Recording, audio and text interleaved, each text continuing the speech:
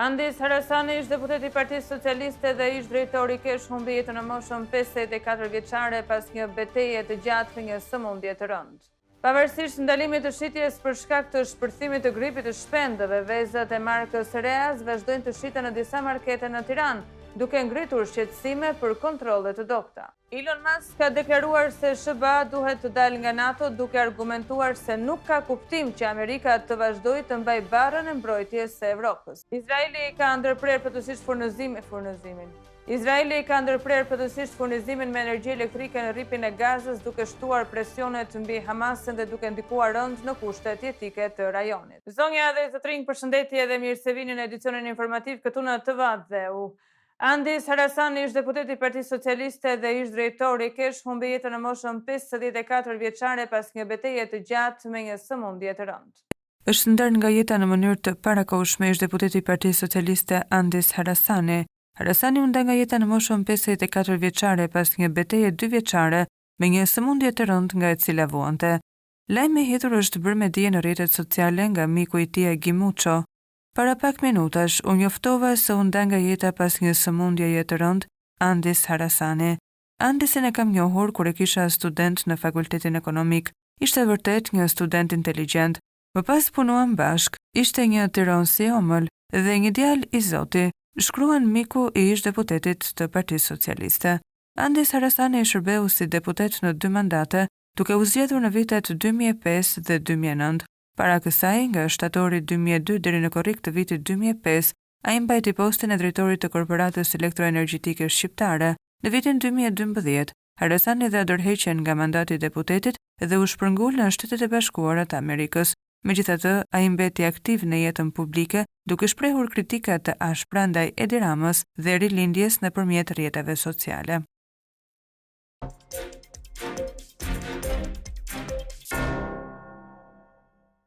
Banorët e lagjes numër 1 në qytetin e Durrësit protestojnë për ndërtimin e një pallati 12 katësh në vijën e parë të Shëtitores, duke kërkuar ndërhyrjen e menjëhershme të autoriteteve. Banorët e lagjes numër 1 në Durrës janë të shqetësuar për ndërtimin e një pallati 12 katësh që po ndërtohet në vijën e parë të Shëtitores. Sipas tyre, puna ka filluar para disa muajsh dhe vinxhat dhe eskavatorët vazhdojnë punën që në orët e para të mëngjesit, duke prishur qetësinë e banorëve edhe në ditët e pushimit dhe festave. Sipas tyre, një tjetër shqetësim është mungesa e kushteve teknike dhe tabelës informative që tregon detajet e projektit dhe lejen përkatëse, duke nxitur dyshime për palishmërinë e ndërtimit. Banorët kanë deklaruar se pallati po ndërtohet nga biznesmeni oligark Fatmir Vualoti, I cili ka zënë edhe një pjesë të hapësirës publike. Ata janë drejtuar autoriteteve, përfshirë policinë dhe bashkinë, por deri më tani nuk ka marrë asnjë zgjidhje. Ata kërkojnë ndërhyrjen e menjëhershme për të zgjidhur këtë situatë shqetësuese dhe ditëve të diela. Denoncimi I qytetarit: Mirëmëngjes, ju lutem bëni diçka të mirë për komunitetin. Denoncojeni Fatmir Vualotin, pasi të paktën ditën e diel njerëzit duhet të pushojnë. Çdo ditë feste na zgjojnë që në orën 7 të mëngjesit dhe kemi fëmijë të vegjël. Ata punojnë jashtë çdo kushti teknik. Kjo ndodh tek lagja numër 1, ngjitur me pistën. Tregu imobiliar shqiptar po përjeton një rënje të ndjeshme të kontratave të shitblerjes, duke ngritur dyshimet për mundësinë e shfaqjes së një fllufske të shfryrë. Tregu imobiliar në Shqipëri po përjeton një rënje të ndjeshme, duke ngritur dyshime mbi ekzistencën e një fllufske që mund të ketë filluar të shfryhet. Sipas të dhënave të Agjencisë Shtetërore të Kadastrës, numri I kontratave të shitblerjes së pronave ka pasur një rënje të konsiderueshme në vetëm 2 vite. Në vitin 2022, janë regjistruar 37.900 kontrata të shitjes së pronave, ndërsa në vitin 2023, ky numër ra në 35.690, duke shënuar një ulje prej 6.2%. Rënja është përshpejtuar edhe më tej në vitin 2024, ku janë regjistruar vetëm 31.199 kontrata, një tkurrje prej 14.4% krahasuar me vitin 2023. Në total, nga viti 2022 deri në vitin 2024, shitjet e apartamenteve kanë postuar një rënje prej rreth 21.5%, një tregues I qartë se tregu po ngadalësohet ndjeshëm. Ky trend I rënës ngre shqetësime serioze mbi qëndrueshmërinë e tregut imobiliar në Shqipëri, veçanërisht kur merret parasysh fakti se çmimet e apartamenteve janë rritur në mënyrë të pakontrolluar. Aktualisht kostot e blerjes së një prone janë jashtëzakonisht të larta dhe nuk përputhen me realitetin ekonomik të vendit. Me një nivel pagash relativisht të ulta, fuqia blerëse e qytetarëve është shumë e kufizuar, duke bërë që shumë individ dhe familje të mos kenë mundësi të investojnë në prona të reja. Rënja e kontratave të shitblerjes mund të jetë një sinjal se tregu po përballet me një fazë ftohjeje, ose ndoshta me një krisje të një fluske imobiliare të krijuar nga spekulimet dhe çmimet e fryera artificialisht. Nëse ky trend vazhdon, mund të sjellë pasoja për ndërtuesit, investitorët dhe ekonominë në tërësi, duke çuar potencialisht në një ulje të çmimeve të apartamenteve në të ardhmen. A është ky fillimi i një krize në tregun e pasurive të paluajtshme? A do të korrigjohen çmimet për të përshtatur me realitetin ekonomik të vendit? Këto janë pyetje që mbeten ende pa përgjigje, por një gjë është e sigurt, tregu imobiliar shqiptar po hyn në një fazë fiduese.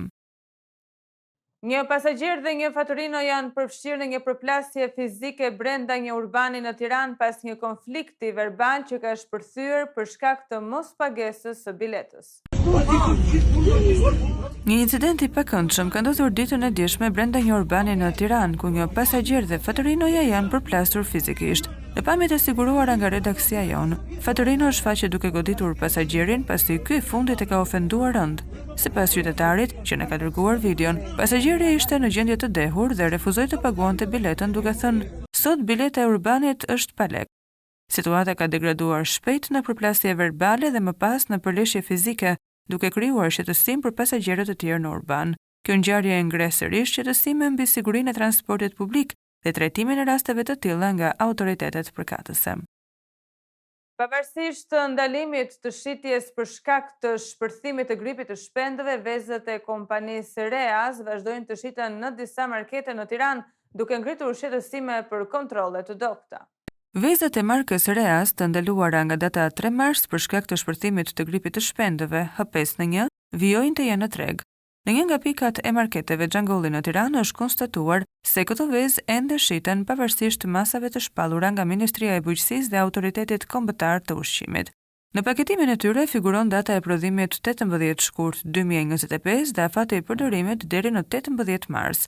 Ferma Reas u vendos në karantinë prej 3 marsit dhe pas konfirmimit të infeksionit u ndalua edhe importi i shpendëve të gjalla nga disa shtete evropiane.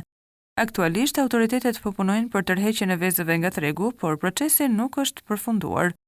Për të parandaluar përhapjen e virusit, 69.000 shpend të fermës do të azgjesohen. Ndërkohë, 250.000 vezë të fermës janë bllokuar dhe pritet të azgjesohen. Autoritetet po shqyrtojnë mënyrën e eliminimit të shpendëve të infektuar, duke marrë parasysh gropostjen ose djegjen e tyre, ndërsa presin miratimin e institucioneve përkatëse, përfshirë Bashkinë Durrës dhe autoritetet mjedisore.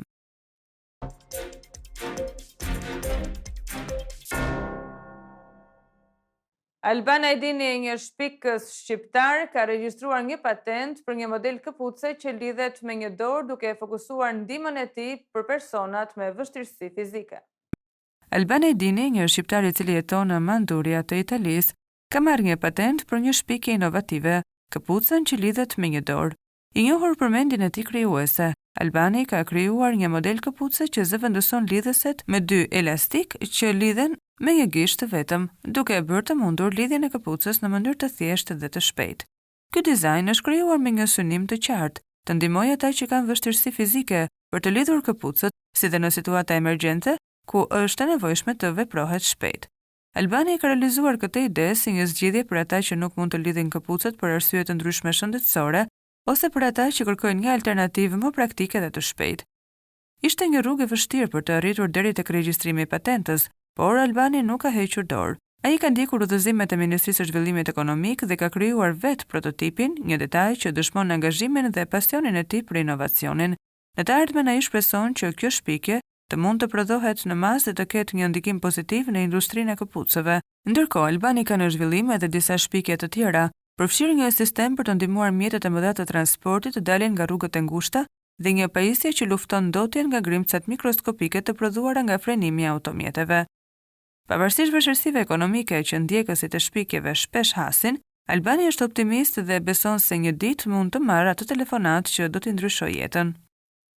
Konsumi moderuar i çokoladës së zezë, djathit dhe verës së kuqe mund të sjellin përfitime shëndetësore duke përmirësuar shëndetin e zemrës dhe forcimin e kockave.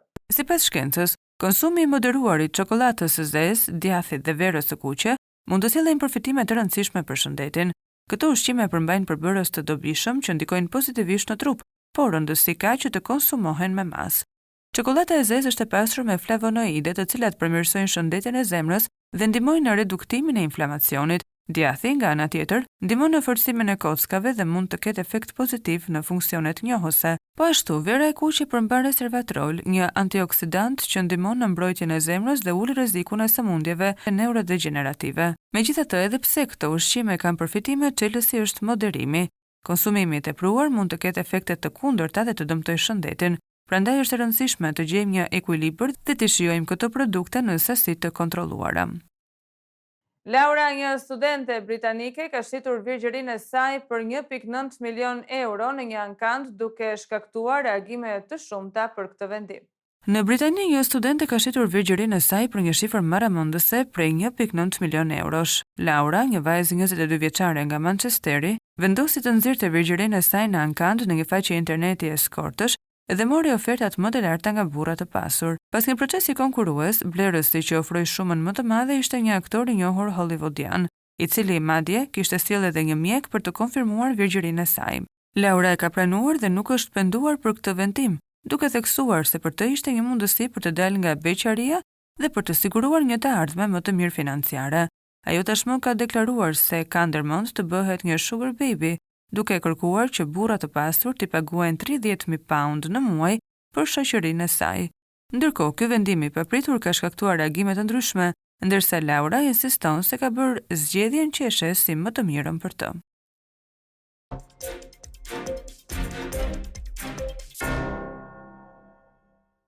Elon Musk ka deklaruar se SBA duhet të dalë nga NATO, duke argumentuar se nuk ka kuptim që Amerika të vazhdojë të mbajë barrën e mbrojtjes së Evropës. Elon Musk ka shprehur bindjen se Amerika duhet të dalë nga NATO, duke argumentuar se nuk ka kuptim që Shtetet e Bashkuara të vazhdojnë të paguajnë për mbrojtjen e Evropës.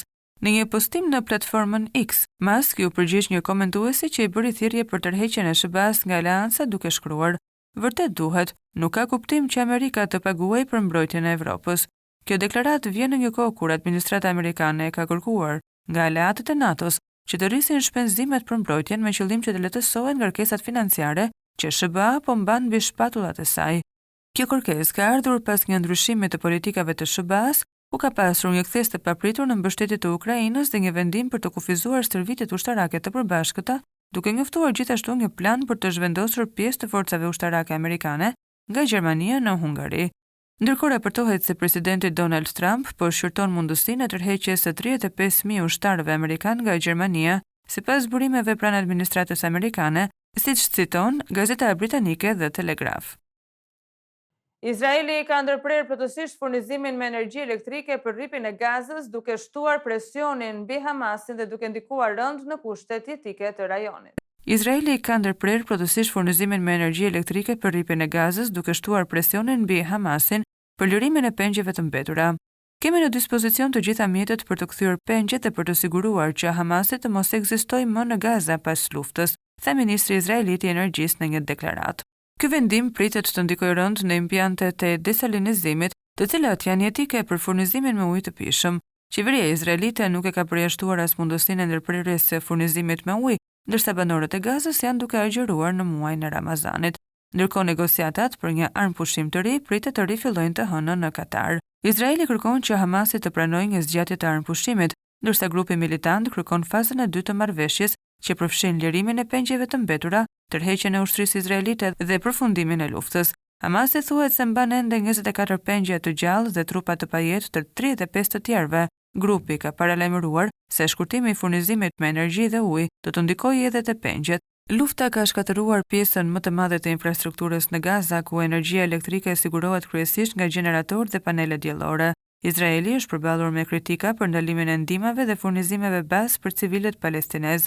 Kombët e Bashkuara kanë paralajmëruar se ndërprerja e burimeve jetike mund të përbëjë ndëshkim kolektiv. Nga ana tjetër, Hamasi ka propozuar krijimin e një komiteti të pavarur për të administruar Gazën deri në mbajtjen e zgjedhjeve palestineze, por Izraeli ka refuzuar këtë propozim pa ofruar një alternativë për administrimin e pasluftës. Që nga fillimi i luftës, sulmi i Hamasit në tetor të vitit 2023 vrau rreth 1200 persona në Izrael, dhe çojnë në rrëmbimin e 251 pengjeve. Ndërkohë, ofensiva izraelite ka shkaktuar mbi 48.000 viktima palestineze, sipas Ministrisë së Shëndetësisë drejtuar nga Hamasi, por numri i militantëve të vrarë mbetet i paqartë. Zonja dhe zotrinj, ka qenë kjo gjithçka e përgatitur për këtë edicion informativ. Ju falenderojmë për vëmendjen tuaj. Bashkë më takovshim.